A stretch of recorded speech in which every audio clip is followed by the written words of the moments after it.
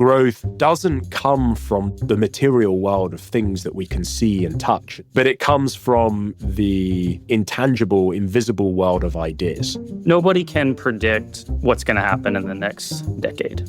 But I think the one thing that we can all agree on is doing what you've done for the past 10 years is not going to work. If you're wanting serious, sustained increases in living standards, in per capita GDP, you've got to focus on how our economies produce and share new ideas about the world. From PwC's management publication, Strategy and Business, this is Take on Tomorrow, the podcast that brings together experts from around the globe to figure out what business could and should be doing to tackle some of the biggest issues facing the world. I'm Femi Oke, a broadcaster and journalist. And I'm Lizzie O'Leary, a podcaster and journalist. Today, it's time to completely reinvent your business.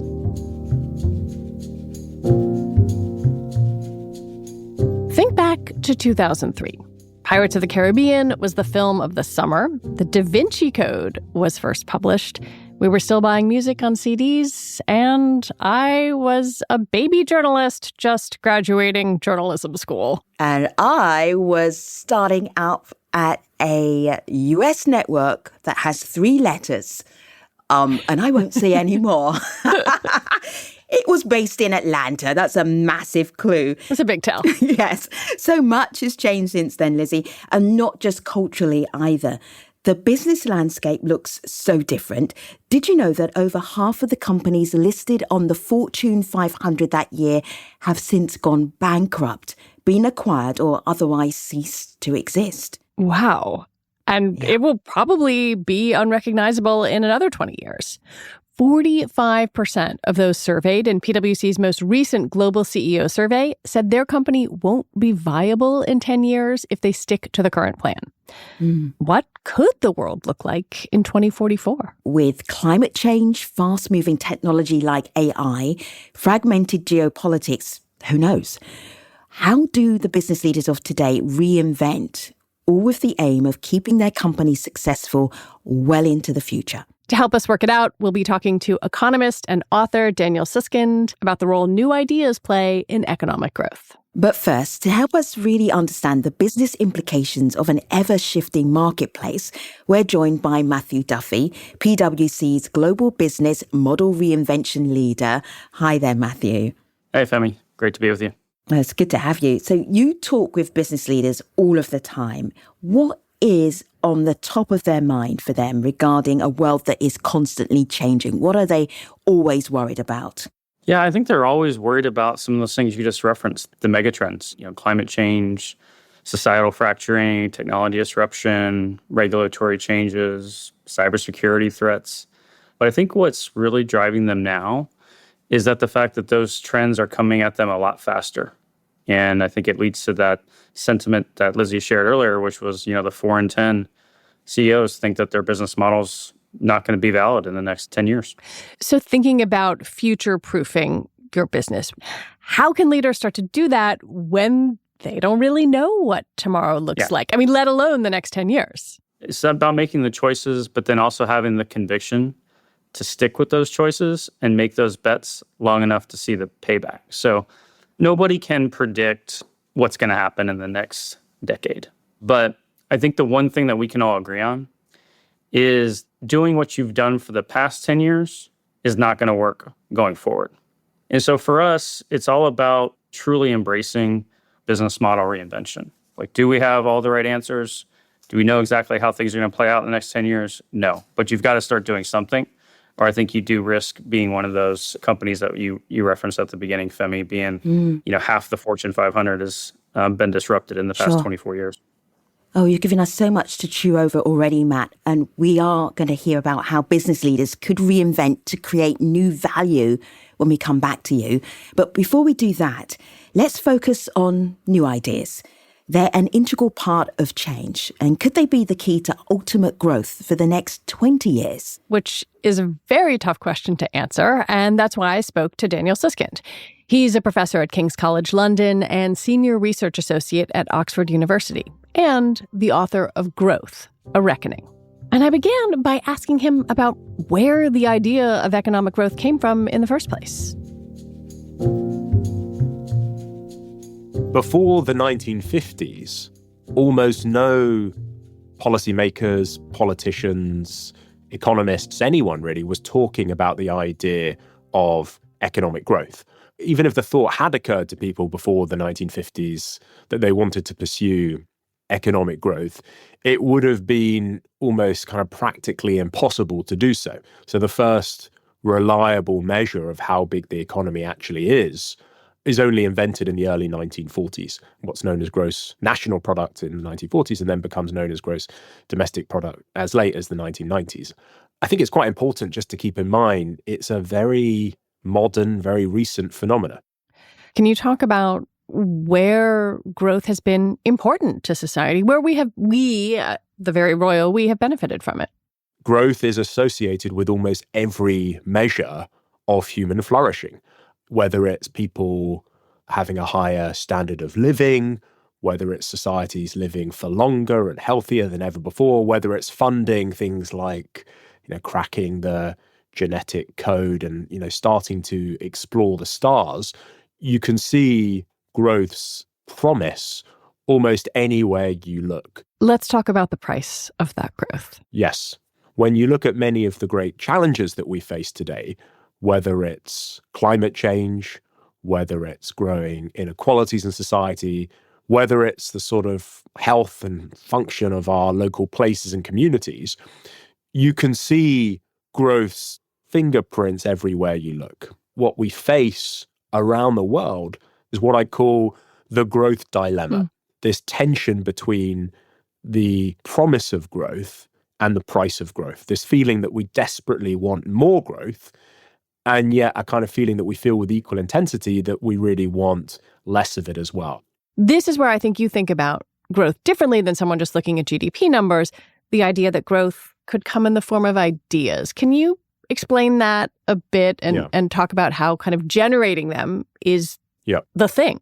So I think despite the fact that growth is so extraordinarily important for all the reasons we've just described, we know surprisingly little about its causes.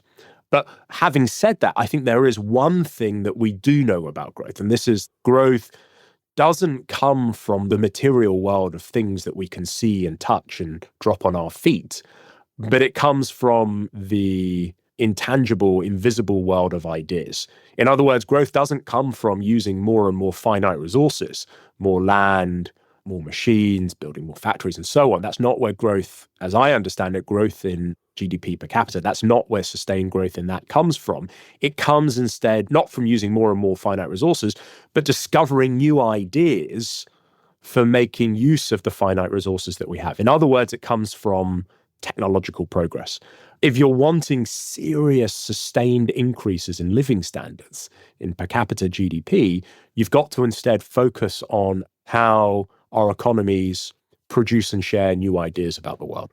So if you are running a company, how do you free up the kind of time and potential, maybe of people who aren't even thinking about this? How do you do that?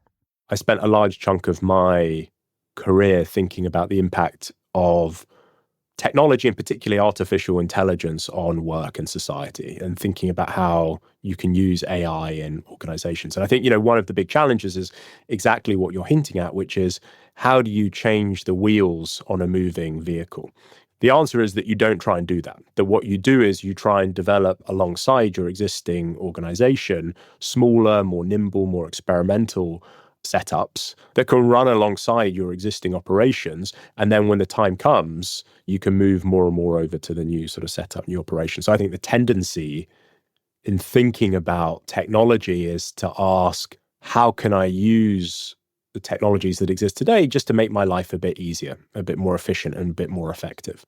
But there's then a very different way of thinking about technology, which is, how do I use technology to solve the problem that I solve in a perhaps completely different way? One of the things I find particularly useful in that kind of conceptual stage is blank sheet thinking, quite literally to start with a blank sheet of paper. Forget the particular institution that you're part of, forget the particular role that you have, and instead ask, given the sorts of technological possibilities that are available, how might I do things in very different ways if I were unconstrained by the sort of inherited practice and so on. I'm just thinking about some of those inherited practices, particularly if you run a public company that has shareholders and investors who want to see a very predictable return and structure. That's a challenge. One of the big lessons, I think, of the last 70 years or so is that what you decide to count becomes what counts. And that is, in a way, what happened with GDP. And in my view, why we find ourselves in the situation we find ourselves today, where there is this feeling that we have pursued growth to enormous success and enormous kind of flourishing in lots of directions, but have neglected these other dimensions that aren't captured by the sort of narrow GDP measure, the state of our environment, the level of inequality in society, the functioning of our politics, the health of our labor markets. And so, all these different dimensions. And I think there is an analogy there for business leaders too, thinking about, what they choose to count and in turn, what they choose to think counts. Let me ask you sort of a policy-wide question and then a very specific company kind of question. The levers that policymakers traditionally have to pull, tax policy, government spending, regulation, to some degree monetary policy, do those feel appropriate to driving growth in the way you imagine it? What you describe are, in my view, absolutely critical. We cannot simply charge on and pursue more growth. That would be to ignore the immense price of growth. What we have to also do is change the direction, change the type of growth that we enjoy in society as well. I think when many people, business leaders, politicians, policymakers talk about growth, the sort of metaphor they have in mind is that it's almost like they're a train driver sitting in the cabin and, they can pull back on the sort of throttle and slow down or push forward on the throttle and try and go faster. But essentially their direction of travel is kind of fixed by the rails that are set down for them to trundle along. And I think that's a mistake. I think a far better metaphor is a nautical one. These people are not train drivers, but they're sailors on a boat, and they can raise the sails and go faster or put them down and go slower. But they also got an immense amount of discretion in terms of the direction that they travel in as well.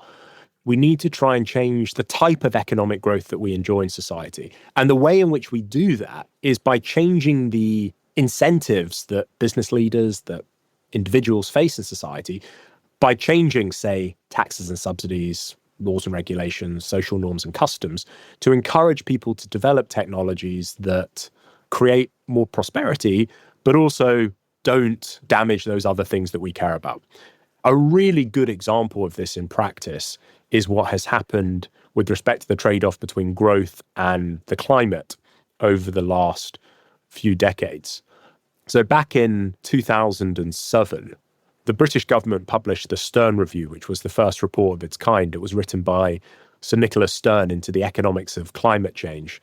A central prediction in that report was that if we wanted to meet our temperature goals, in order to reduce emissions by 80%, it would cost us 1% of GDP per year. The next year, 2008, Nicholas Stern comes forward and says, no, I got it wrong. It's even worse than I thought. It's actually going to cost us 2% of GDP a year. Fast forward, though, to the year 2020, if you look at the report of the Climate Change Committee, which was tasked with advising the British government on the challenge of climate change, one of the central conclusions in that report was that the cost of reducing emissions entirely, so eliminating emissions, not simply reducing them by 80%, but eliminating them, would be 0.5% of GDP per year. In other words, the trade-off between growth and the climate had weakened substantially. And the question is, why is that? And the answer is that essentially 3 decades or so of changes in taxes and subsidies, rules and regulations, social norms and customs, just transform the incentives that people face in societies.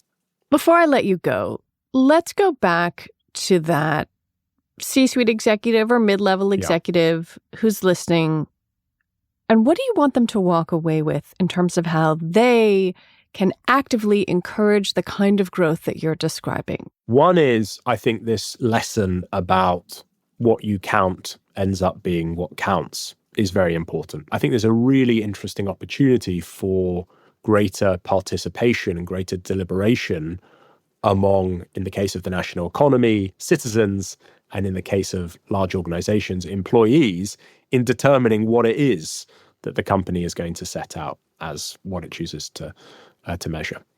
I think another big theme that I'd want to say is this point about that contrast between the two metaphors, the metaphor of the train driver and the metaphor of the sailor. They have a lot more control, a lot more choice than they might commonly suppose. The decision they are making is not simply more or less technological progress, but it's also what kinds of technological progress. And I think that's very important too. Sometimes these trade-offs between growth and these other things that we might value and care about cannot be weakened or softened or avoided. And I think our unwillingness to recognize that there are hard trade-offs have led us into some pretty difficult situations in recent years. Daniel Susskind, it has been a pleasure talking with you. Such a pleasure. Thank you so much for having me. Really enjoyed our conversation.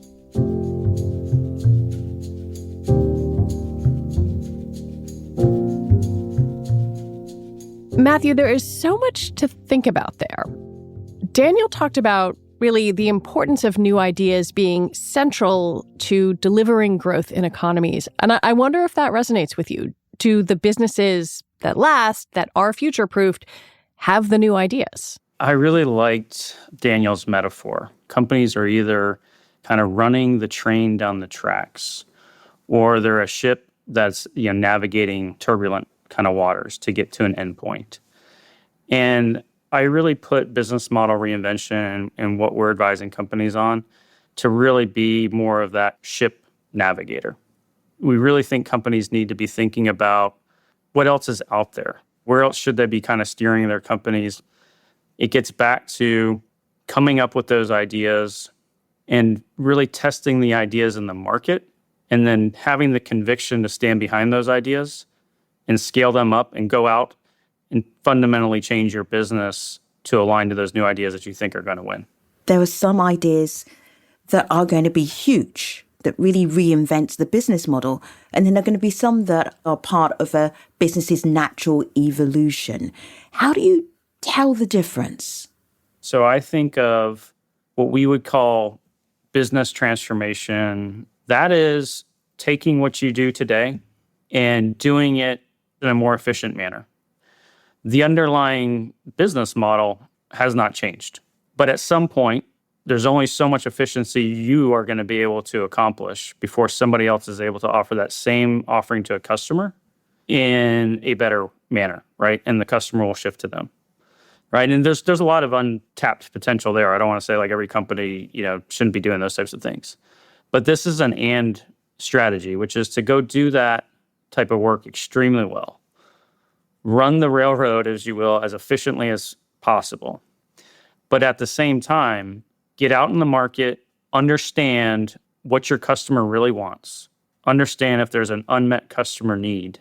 And that's where you get into the concept of a true business model reinvention. Because if you're going to go and meet a customer in a different manner and provide them a new service or a new offering, the current business model that you run, your current operating model, your inherent processes, even the culture of your company, it's not fit for that. And so that's why it becomes such a massive undertaking. But you have to do that if you're going to provide that unmet customer need in the manner in which that customer has indicated they would like to be served.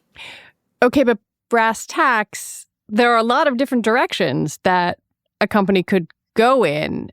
How do they pick the right direction? That feels like a scary process. It is. And in terms of making that decision, I go back to it's truly understanding your customer, having as much data as possible, making the decision to start going down that path, and then sticking with it when a quarter goes by, 2 quarters go by, maybe hasn't gotten the traction, but knowing that for the long haul, this will pay off. I think the real challenge comes back to capital allocation. Tactically, what we recommend to see is that they run their business as efficiently as possible. They take some of that efficiency gains, and I'm going to redeploy this into this new business. I'm going to seed fund it for a period of 18 months. Let's see if that gets the returns that we're looking for, and start there. And then once it does, then you begin to really scale that up. Matthew, if you could give us an example of one of the best ways a company has taken an idea and basically just reinvented either the way they make money or the way they do business.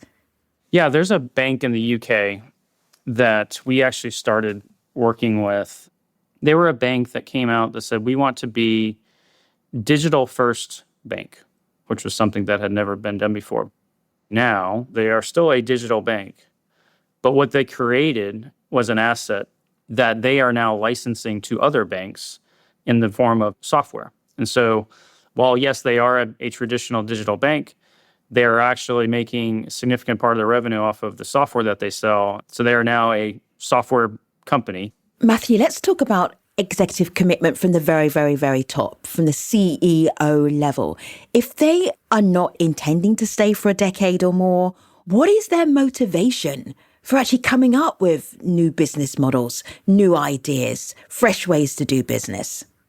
Let's be honest, if a CEO is not going to be around in 10 years is a long time, let's call it even 6 to 8 years, why deal with it, right? Like I can be successful, I can drive my current business model to what my stakeholders want me to deliver, and everybody wins. I think what we're seeing though, the mega trends and the disruptions that are coming in the market are coming so fast that the potential for these business models to be disrupted, it has the potential to happen, more in a 4 to 5 year span than a 10-year span. And I think that ends up creating a little bit more of a burning platform for current C-suite executives to realize that the pace and speed of this disruption that's coming at them is going to be something that they can't leave for their successor, or it's going to have a material impact on the company. And so that's what we're seeing now is the true motivator for CEOs to have to act now. Matthew Duffey, thank you so much for spending the time with us and sharing your insights. Yeah, thanks for having me.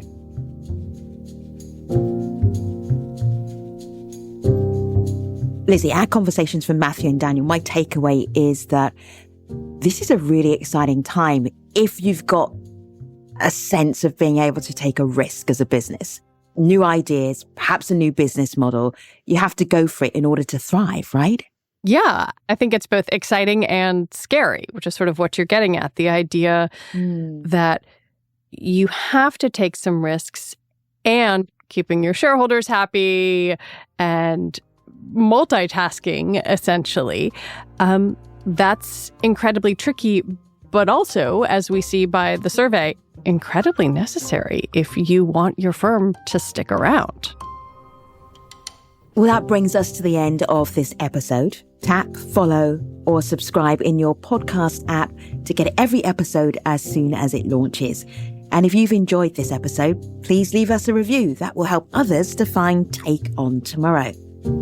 In the next episode of Take On Tomorrow, we're heading to Peru for a live episode recorded on the ground at APEC. Take On Tomorrow is brought to you by PwC's Strategy and Business.